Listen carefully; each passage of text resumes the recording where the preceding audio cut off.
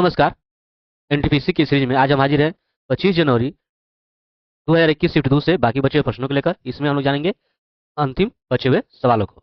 तो पहला सवाल है, एक महिला का परिचय देते हुए सोहन ने कहा कि वह मेरे ससुर की बेटी के बेटे की मौसी की माँ है। तो उस महिला का सोहन की बेटी के साथ क्या संबंध है? चलिए ध्यान दीजिएगा। जैसा कि दिया गया है कि यहाँ पे सोहन ने कहा वह मेरे ससुर की बेटी। ठीक है, तो ससुर की बेटी उसकी पत्नी हो जाएगी। ठीक है, ये बेटे की मौसी यानी कि उसके बेटे की मौसी यानी उसकी साली की माँ यानी उसकी सास। ठीक है, तो उस महिला का सोहन की बेटी के साथ क्या संबंध है? तो उसकी सास जो है उसकी बेटी का क्या लगेगी? नानी लगेगी। यानी यहाँ पर आपका आंसर क्या हो जाएगा? तीसरा। ठीक है, चलिए आगे देखते हैं। यहाँ पर दिया गया एक कथन है कि भारत सरकार को क्रिकेट के अतिरिक्त अन्य खेलों को भी बढ़ावा देना चाहिए। ठीक है, ये कथन है। धारणा क्या है कि क्रिकेट जो है दुनिया का सबसे प्रसिद्ध खेल है और क्रिकेट को भारत सरकार की ओर से अधिकतम सहायता मिलती है। तो इसमें जो है क्रिकेट दुनिया का सबसे प्रसिद्ध खेल है ऐसा नहीं है, मतलब इस कथन से जो है इसका पता नहीं चलता। ठीक है, तो ये आपका नहीं होगा। और दूसरा जैसा दिया गया है कि क्रिकेट को भारत सरकार की ओर से अधिकतम सहायता मिलती है, इससे यही पता चलता है, तो यही आपका हो जाएगा। ठीक है, अर्थात केवल धारणा दो निहित है, आपका पहला होगा। ठीक है, चलिए आगे देखते हैं। यहाँ पर दिया गया है ये इनमें से किससे विभाज्य है? देखिए, जब ऐसे सवाल आपको मिले तो सबसे पहले देखिए इसका रूल्स होता है कि अगर जो ये घात जो देख रही है, जो घात देख रहे हो, अगर मान देखिए ये अगर विषम संख्या हो, जो घात जो है अगर विषम संख्या हो, तो ये जो अगर मान आपका दिए रहे एक्स पर घात एम प्लस ए पर घात एम, ये जो संख्या जो होगी ये हमेशा विभाज्य होगी एक्स प्लस ए से। समझ रहे हो? यानी कि ये जो आधार है ना, इनके योग से क्या होगी? विभाज्य होगी। ये देखिए ये विषम संख्या है, तो इनके आधार जो है ये आपके है ना, इनको आप जोड़ दोगे तो एक तीन कितना हो जाएगा? चार, और ये चार चार आठ, यानी कि 84। तो ये आपका आंसर हो जाएगा 84। चलिए आगे देखते हैं।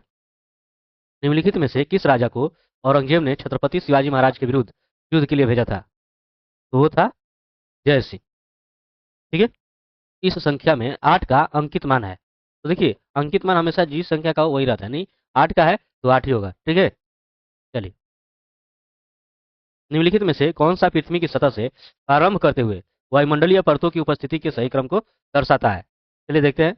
जैसा कि आप जानते हो पहले क्या होता है? क्षोभमंडल। क्षोभमंडल के बाद समताप मंडल। ठीक है, और इसके बाद मध्य मंडल आ जाता है, और इसके बाद आयन मंडल, और इसके बाद बहिर्मंडल। ठीक है, तो ये सही है क्रम। ठीक है, यही आपका आंसर हो जाएगा। ठीक है, निम्नलिखित में से कौन सा देश संयुक्त राष्ट्र सुरक्षा परिषद का स्थायी सदस्य है? तो वो है फ्रांस।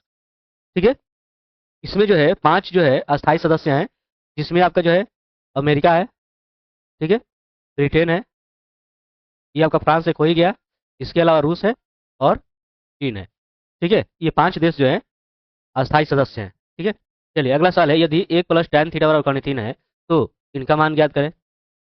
देखिए यहाँ से आपका हो जाएगा tan थीटा बराबर कर्ण 3, ये आपका जोड़ा इधर आकर क्या हो जाएगा? माइनस। और आप जानते हो कि cot थीटा बराबर क्या हो जाता है? तो 1/tan थीटा होता है। ठीक है, यानी 1/कर्ण 3 माइनस 1। अब इसके हर का परिमेयकरण कर दीजिए। ठीक है, तो परिमेयकरण आप करोगे तो ये कर्ण 3 + 1 और कर्ण 3 + 1 से कर दोगे गुणा, तो कर्ण 3 + 1 ये आपका हो जाएगा a - b a + b। तो ए का स्क्वायर यानी कर्ण 3 का स्क्वायर कीजिएगा तब हो जाएगा 3, और ए का कीजिएगा तब का 1 होगा, यानी कर्ण 3 + 1 और बटा हो जाएगा 2। अब आते हैं इसका मान निकालने पर। ठीक है, तो देखिए ये आपका कर्ण 3 है, और कॉट थीटा का मान कितना हम लोग लाए हैं? कर्ण 3 + 1। ठीक है, और बटा है 2, ये आपका ऐसे हो जाएगा, और फिर है -1। ठीक, अब देखिए इसमें गुणा करेंगे, कर्ण 3 आपका क्या हो जाएगा? 3 हो जाएगा, तो इसमें कीजिएगा तो कर्ण 3 हो जाएगा। ठीक है, बटा 2 -1, यहाँ से अगर कर दीजिएगा एलसीएम निकाल दीजिए। ठीक है, तो ये आपका 3 + कर्ण 3, और इसमें कीजिएगा तो एक सीधे आपका गुना हो जाएगा, यानी आपका हो गया कर्ण 3, और ये आपका जो 3 है इस 3 में से 2 घटाओ कितना हो जाएगा? 1 और बटा 2, यानी आपका आंसर हो गया चौथा। द्वितीय आपातकाल संबंधी प्रावधानों का उल्लेख भारतीय संविधान के निम्नलिखित में से कौन से अनुच्छेद में है? तो वो आपका है अनुच्छेद 360। ठीक है, चलिए ध्यान रखिएगा, ये 352 से लेकर के 360 तक जो अनुच्छेद है उनमें इसका जिक्र है। ठीक है, इसमें आपका 360 हो जाएगा।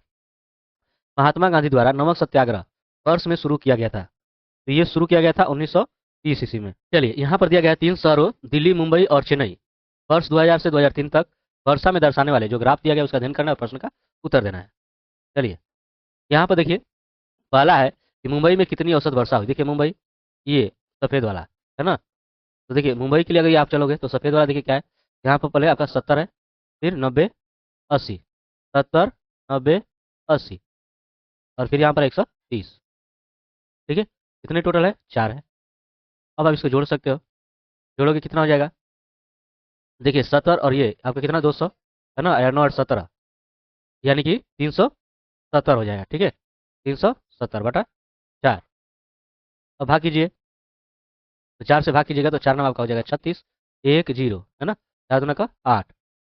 ठीक, दशमलव और फिर आपका 2 0 हो जाएगा यानी 4 5 20। आपका आंसर हो गया चौथा। ठीक है, चलिए आगे देखते हैं। दिया गया है किसी विशेष वर्ष में पिछले वर्ष की तुलना में औसत वर्षा में वृद्धि या कमी की उच्चतम प्रतिशत कितना है।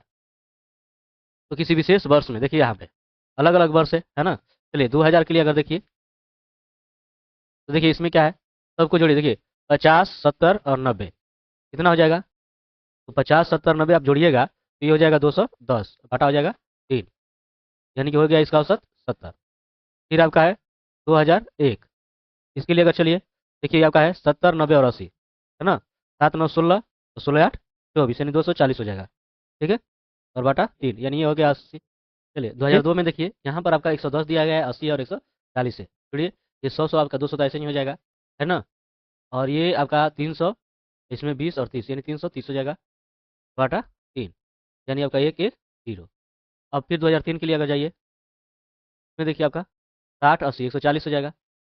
ठीक है, ये आपका कितना हो जाएगा, ये आपका 0 4 3 7 यानी 270 और बटा 3 यानी ये हो जाएगा 90। ठीक, अब इनका औसत आप निकाल लिए। अब क्वेश्चन में क्या पूछा गया है, किसी विशेष वर्ष में पिछले वर्ष की तुलना में औसत वर्षा में वृद्धि या कमी का उच्चतम प्रतिशत कितना है। तो पहले आप ध्यान दीजिए, यहाँ पर उच्चतम मान जो है आपका ये वाला है। ठीक है, तो इसके पिछला वर्ष को लेना है यानी कि आपका 80। ठीक है ना, ध्यान रखिएगा। तो यहाँ पर जो है लेते हैं आपका 110 माइनस 80, परसेंटेज निकालेंगे यानी पिछले वर्ष पर 80 गुणे 100, इसमें घटाएंगे तो आपका 30 हो जाएगा है ना, घटा 80 गुणे आपका 100।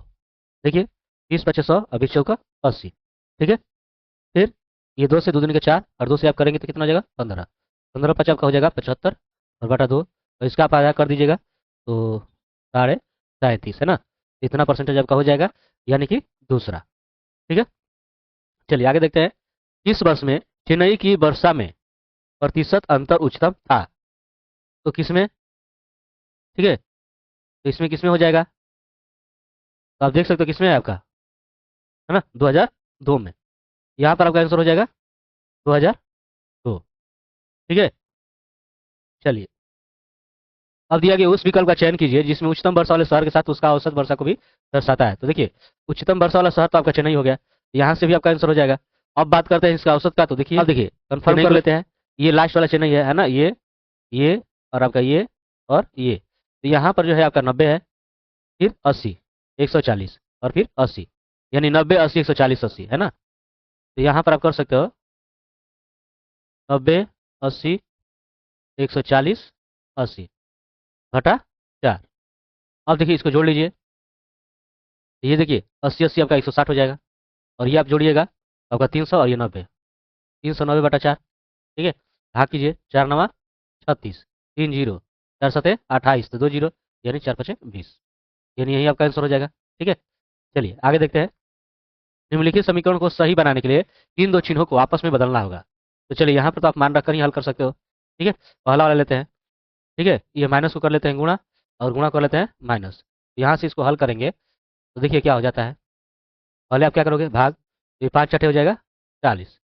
ठीक, अब यहाँ से आप गुणा कर सकते हो, तो 15 तिया 45, ये प्लस साइन है, और यहाँ पर आपका क्या है -30, तो ये 45 और 8 कितना हो जाएगा, ये हो जाएगा 53 और -30 कितना हो जाएगा 23, यानी इसके बराबर आ रहा है ना, यानी यही वाला सही हो जाएगा। ठीक है, आगे करने की आपको जरूरत नहीं है। चलिए इस पैटर्न में आप देखिए, इस प्रश्नवाचक चिन्ह के स्थान पर क्या आएगा आपको बताना है। ठीक है, देखिए ये 19 है। अगर आप देखिए 1 और 5 जोड़िए, ये आपका 6 हो जाएगा। 1 8 9, ये 4 0 4, तो इनको सब आप जोड़ दीजिए। 6 9 15, 15 4, ये आपका 19 हो जाएगा। ठीक है। उसी तरह से ये वाला देखिए, ये आपका हो जाएगा 2 2 4, ये 4 1 5, और ये 5 7 12, तो 4 5 9 9 12 आपका हो जाएगा 21। ठीक है। उसी तरह इसको कीजिए, 4 5 आपका 9, 8 7 15, और ये आपका 9 2 11। ठीक है। तो इसको जोड़िए, कितना हो जाएगा? अब ये आपका 20 10 30 5 35। ठीक है। तो इस तरह से आपका आंसर हो गया दूसरा। ठीक है। चलिए आगे देखते हैं। दिए गए कथनों और निष्कर्षों को ध्यानपूर्वक पढ़ना है। ठीक है, और इस प्रश्न का उत्तर देना है। देखिए, कथन है कुछ गिलास मग है, कुछ गिलास मग है, और सभी मग जो है प्लेट है। तो देखिए यहाँ पर हम ले लेते हैं ये मग। ठीक है। और ये सभी क्या है? प्लेट है। और कुछ जो गिलास जो है मग है, कुछ गिलास जैसे मग, ये देखिए यहाँ से कुछ गिलास क्या है? मग है। और कोई प्लेट टेलीफोन नहीं है, कोई प्लेट टेलीफोन नहीं है।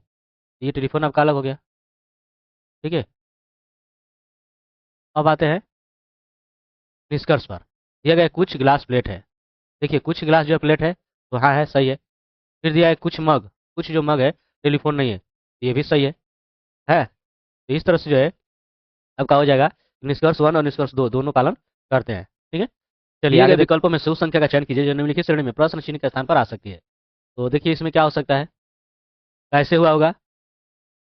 अब देखिए 2/3 से 2 आया हुआ है, तो 2/3 में देखिए 3 से अगर गुणा करेंगे तो आपका 2 हो जाएगा। ठीक है। अब 2 में, इस 2 में 2 से गुणा करेंगे तो क्या हो जाएगा? 4। ठीक है। अब 4 में किससे गुणा करेंगे कि ये इतना होगा? तो देखिए यहाँ पे जो है आपका 5 हो जाएगा। ठीक है। 5/3, तभी आपका होगा 20/3। ठीक है। अब देखिए इसमें मिलाना है कि कैसे ये मिलेगा। तो अगर देखिए यहाँ से अब हम ले 3/1, इस 2 को अगर कर दें, 2 को अगर कर दें 4/2, तो इतना हो जाएगा ना। ठीक है। तो देखिए ये 3 4 5, तो 1 2 3।